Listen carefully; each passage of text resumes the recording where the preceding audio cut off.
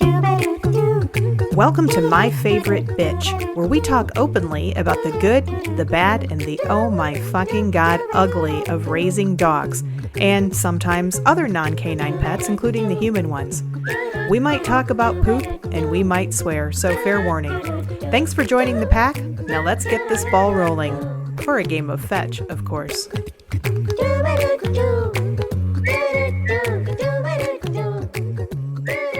Hey everybody, welcome to My Favorite Bitch.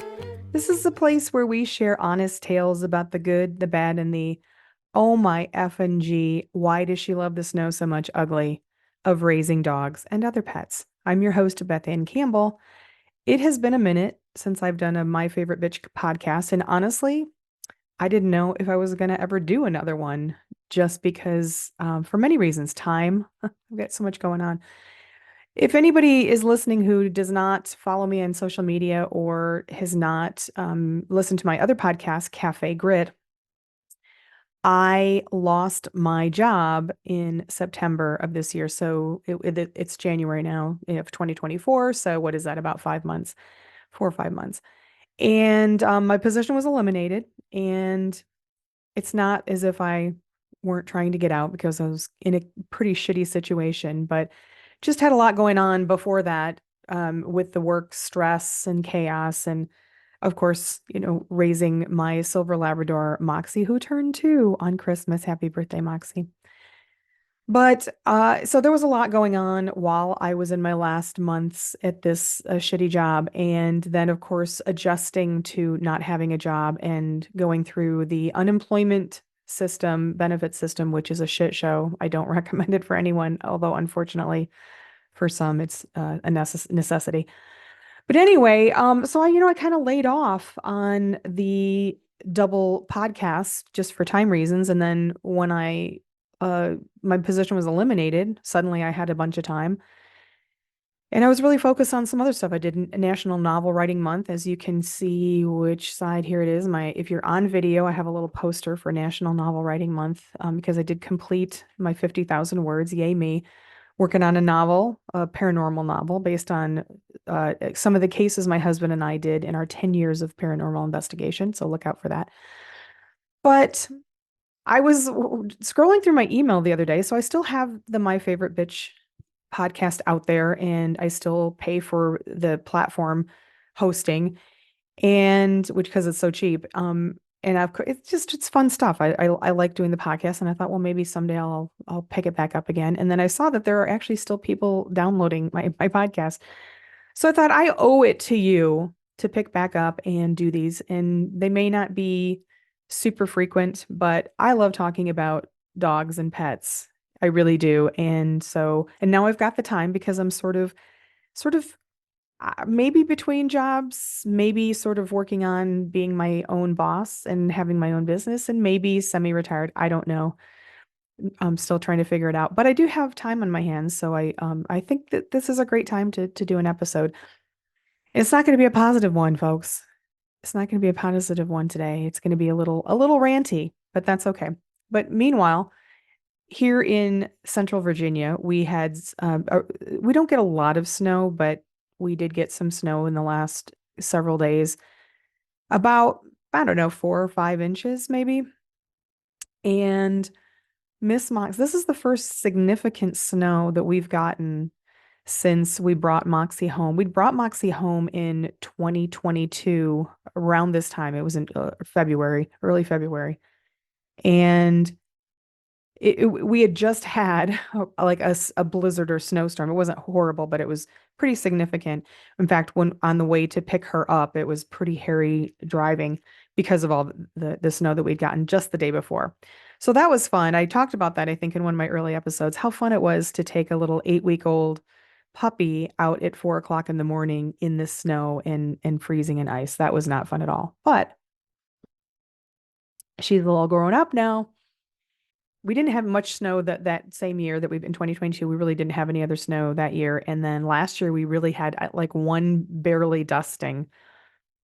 And this year it's been pretty mild too, but we have a little polar thing coming down. And so we did get some snow. And I hate snow. I grew up in Michigan, and and I grew up in the lower peninsula in the central part, which means you never know what you're going to get. You get lake effect snow on the west side, and the east side of the state is a little bit milder. In the middle, you never know what you're going to get. So, of course, the shitty municipalities don't have a really good snow removal system sometimes. So, growing up in Michigan, it's just gray. Number one, the sun never shines during the winter. And the snow, it's just snow on top of snow on top of snow sometimes, and then it just stays and it gets dirty and disgusting and slushy. And sometimes you don't get a lot of great snow removal, so you're just driving around in dirty slush. It was one of the main reasons why we moved to Virginia was to escape Michigan winters. But that being said, I still don't like snow. I certainly don't like driving in it, even though I've grew up driving in it. My dog, Moxie, loves the snow. She's like a typical most dogs and certainly Labrador Retriever. She loves the cold. And this morning, my awesome husband was out shoveling our driveway, and she was out with him in the front yard, just frolicking. And he was throwing snow on her, and she was playing fetch, and just she's still young and a puppy, and it warms my heart. I have an appreciation for snow in the context of having a dog. And I'm sure you folks that have dogs that love snow or have kids that love snow, even if you hate snow, you can appreciate when your child, no matter how many legs they have, just enjoys going out in the snow. So Moxie had a great time this morning. We had a little bit yesterday. She enjoyed it, but today everything was covered up and she was just going ape shit. And I just love it because I just love her. She's just such a sweet angel, and just my heart and soul. But anyway, so what am I going to talk about today on My Favorite Bitch, where we talk about the good, the bad, and today a little bit of the ugly as I drink my coffee. So admittedly, like most people these days, I do a bit of doom scrolling. What can I say? Sometimes you just need a bit of a break. So I was scrolling yesterday and I came across um a I think it was a reel, maybe it was just a post, but it was from I follow a lot of dog trainers and I watch a lot of dog trainer videos as I'm scrolling. So of course they come up on my feed. This is not somebody I follow. I don't remember their name, but their post was something to the effect of it was a quote and it said it said when you say to someone, quote, if you can't recall your dog, then it shouldn't be off leash or should be on a lead. You're not really helping. You're not really helping. It was basically sticking up for those people, right? And because they're a dog training facility, of course, I get it. They're trying to get people who maybe don't have the greatest recall skills with their dogs. But it kind of triggered me, if I'm being truthful. It hit me a little bit wrong because it was basically saying, "Hey, let's be a little bit more gentle on those folks that, don't have recall. It's not their fault. They just don't have the skills or they haven't learned." And I'm sure there was some additional ad in the caption, which I didn't even read. But I was annoyed. I was annoyed partly because we live in a world now where we have a lot of I'm not even going to say it's generational, but it's probably a little generational. We have a lot of people who have grown up being, if I'm, if you'll forgive me for using this word, coddled. They always get a trophy. They always get comforted when things are uncomfortable. And I'm certainly not saying that you should abuse your kids or not comfort them. But there is a line where when you're always right and you always win, you don't learn how to fail and you don't learn how to be uncomfortable and you don't learn how to take responsibility for the things that are your responsibility. Sometimes there are a lot of people who think it's everyone else's responsibility. And so this meme, sort of implying that, hey, don't be too hard on the people, it's not their fault. And you're not going to help them if you say, hey, if you can't recall, your dog should be on a lead. I don't fucking care. I do not fucking care if your emotions, your feelings when you are out in a place where your dog should be leashed and your dog is not leashed and you don't have good recall. I don't fucking care about your feelings. I'm not, it's not my job to console you. It's not my job to make you feel better or to not make you feel uncomfortable about your lack of training on your dog. My job is to protect my dog under any circumstances from your dog. And I don't know what your dog is going to do. And I don't know what my dog is going to do. I'm fairly certain because I have a great bond with her and I know her breed and her temperament and she loves everyone. Even the daycare, they say if we have a new dog, we pull out Moxie because she gets along with everyone. But when you have a strange dog in a situation like that where it's coming at you, which is usually the case, and the owner's trying to recall, I don't know. And I'm going to err on the side of caution in that being I am going to protect my dog because I know that's what they're going after. 9 times out of 10, they're going after the dog, maybe even more. So I step in front of my dog and I will say something. I will say, if you can't immediately recall your dog or even recall at all, you should not be out here without a leash. And this has happened to me with various dogs over the years, countless times. Certainly, even in my own neighborhood, I've talked about it on this podcast, having a couple of neighbors where their dogs will come out into the road. My neighbor next door to me had a dog a little bit down the street come out into the road and put its mouth on her dog. So I don't fucking care about your feelings when you are doing something stupid.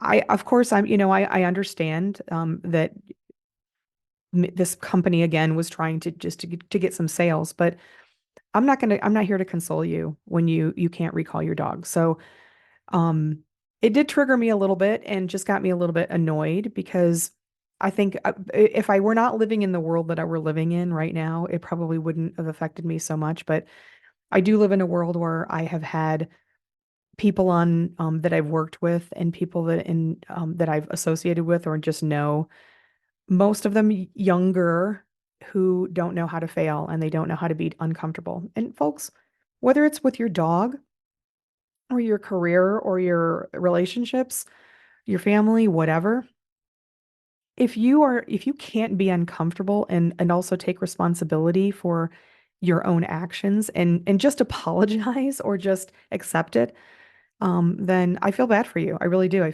feel bad that you probably have a lot of trouble navigating the world. So if you're out in the world with your dog and you have your dog off leash in a place that isn't supposed to be off leash. I'm not talking about like a dog park where there's a fence and you're supposed to be off leash.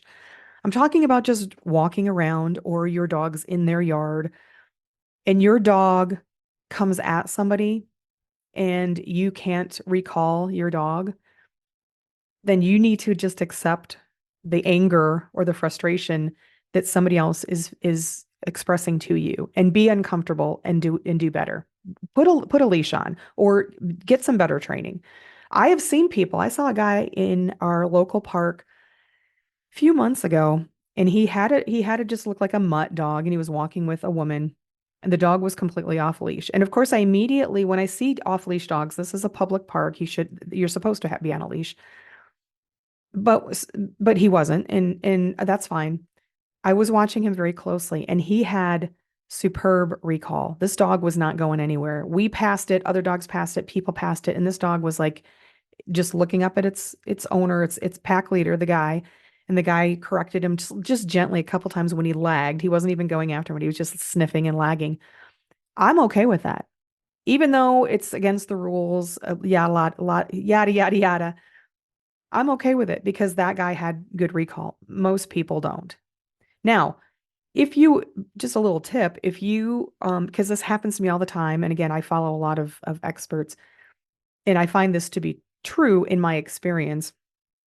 Certainly, you do whatever you need to do to protect yourself. If you should have a dog coming at you, whether there is a person around that doesn't have good recall or there's just no one around, it's just a loose dog. Nine out of 10 times, according to some of the experts that I've listened to, 9 out of 10 times, maybe more, that dog is going to be scared off or leave you alone if you stand your ground, face it, which is what I do every time because I think my experience is I've never had a dog that's been so aggressive. In fact, most of them aren't even aggressive. You just don't know, right? Most of the time, they're not so aggressive, and I've never had an experience with a dog so aggressive that me shouting, getting in front of my dog, and waving my arms around hasn't made it go away. So I know that's not true 100% of the time. And there are cases where that wouldn't be a good thing to do with a truly aggressive dog. But in my neighborhood, in the places where I've experienced this, where usually it's somebody who doesn't have good recall or some dog's gotten out of its fence, they're usually, it's usually by their house. They're getting a little territorial. But every time that it's happened to me, and then believe me, it's happened to me quite a bit, if I face that dog and get big and loud and or yell a command, like most dogs know basic commands, they will eventually very quickly leave us alone. But if there's an owner around, I have no hesitation about saying something about their dog should be. I have had conversations. I had a lady in the last place that we lived in Roanoke, Virginia. The dog was not aggressive, but I don't know the dog. I don't know what's going to happen when the dog hits my dog. And at the time, this was before I had Moxie. I had a chocolate lab and I had a pit bull mix, and he was a little reactive, right? He was a little he was not aggressive, but if a dog came for him, he was the one that was going to be like, no, I'm going to be protecting, you know, uh, at least until the true pack leader me got in its way. But this lady would let her dog off, and the dog would come down I don't know, maybe half of a block in this sort of wooded older neighborhood and wait for the bus with her and her kid. And a couple of times we would walk past or near and the dog would come at us. In fact, one time it followed us up a hill. She's behind it, yelling at it, trying to get it to come back, and it's not having it. He's just keeps coming at us and coming at us. So he's getting closer and closer, and we're going away from it. We're just trying to walk up the hill. We're doing in our daily walk. And so finally, at one point, I realized that he's not going away, and he's not going to her. So I turned around again, stood in front of my dogs, and we had a few words. And I asked her, I said, why is your dog not on a leash?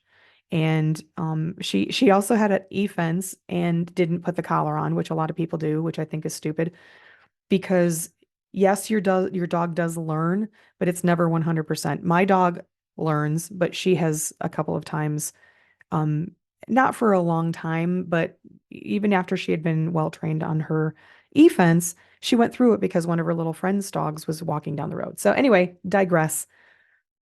Please don't hesitate to speak your mind to people who don't have good recall when their dogs are coming at you.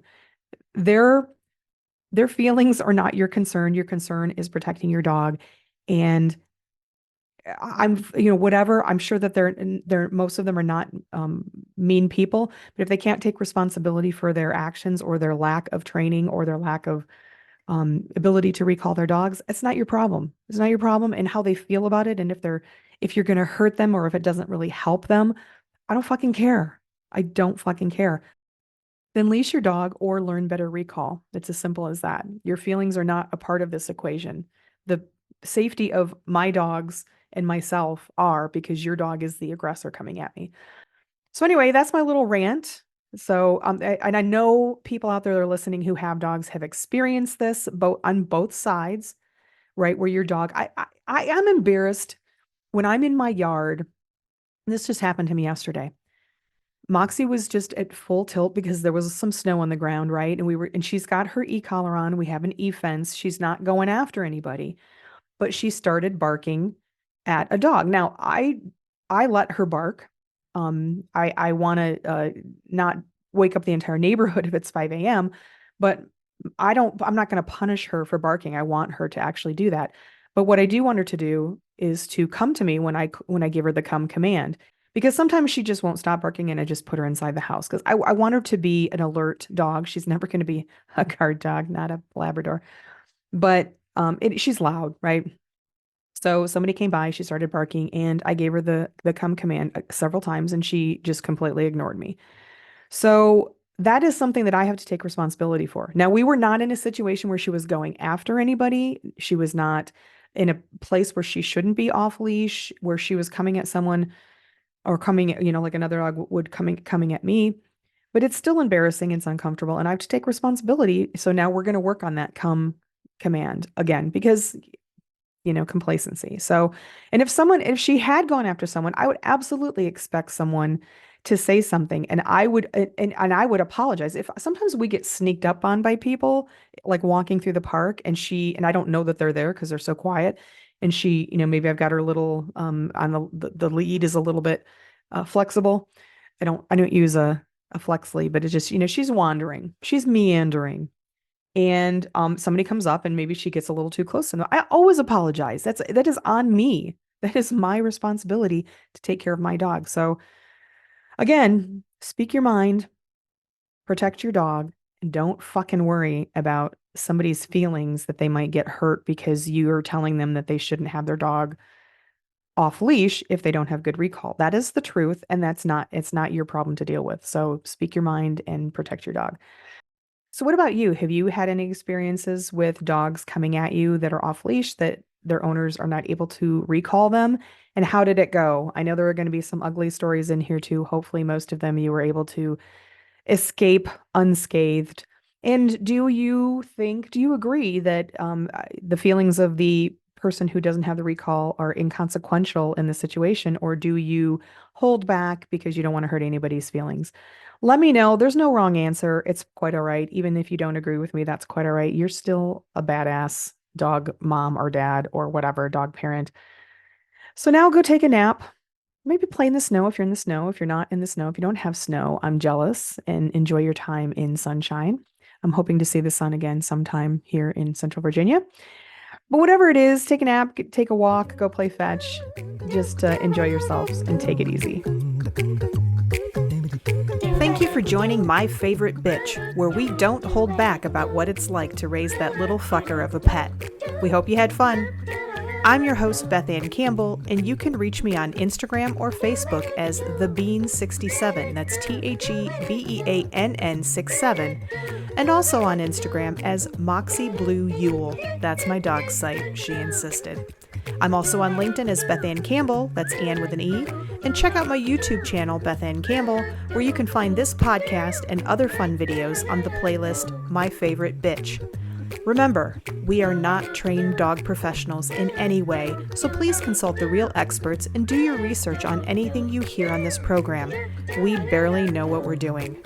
Now go give your pet some snuggles, and we'll catch you after a good nap and some tasty treats.